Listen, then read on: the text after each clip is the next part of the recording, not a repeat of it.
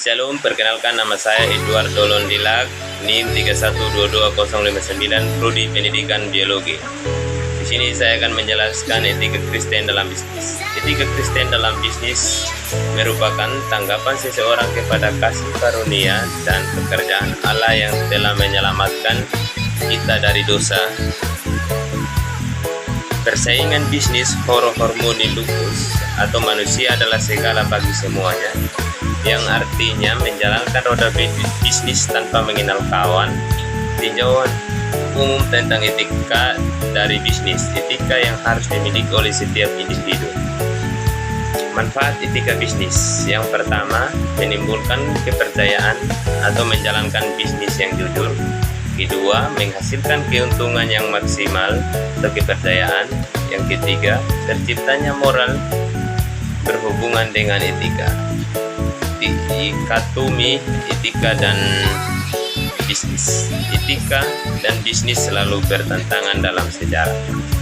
Yang pertama, bisnis yang beretika akan selalu menekankan bahwa dalam bisnis selalu disadarkan pada prinsip homo harmoni. Kedua, para pesaing dalam bisnis bukanlah lawan bisnis yang harus dijatuhkan apalagi dimusnahkan. Etika Kristen dalam bisnis: bertobat. Bisnis itu bukan etika, bukan segala-galanya kecuali uang.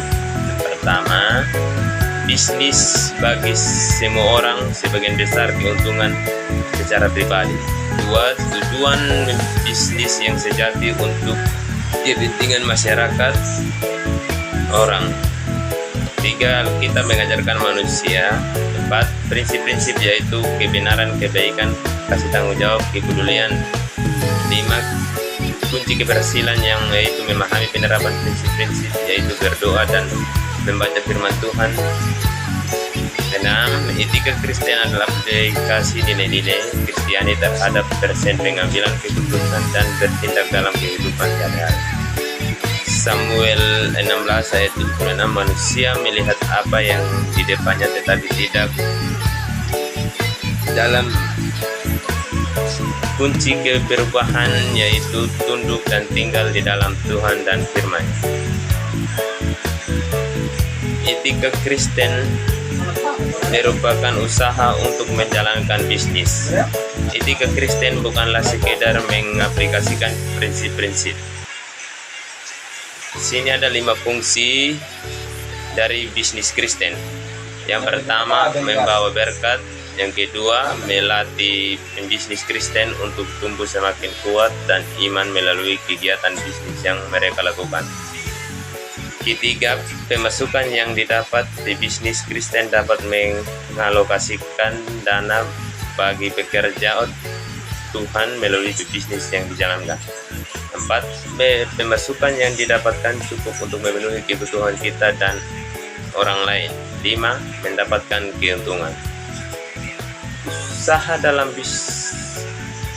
dan bisnis adalah suatu alat, bukan tujuan. Berusaha atau bisnis hanya berfungsi sebagai alat. Bagian Alkitab yang menjadi dasar yaitu: yang pertama, kegiatan bisnis berupa aktivitas dan kegiatan. Kedua, kegiatan bisnis untuk melayani orang lain. Tujuan bisnis untuk melayani Allah dan membawa Allah, komitmen bagi alat Tuhan.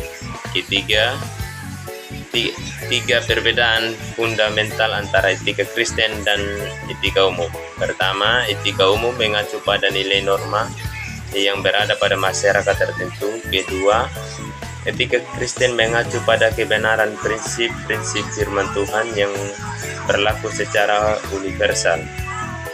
Sekian dan terima kasih dari pembahasan yang saya lakukan.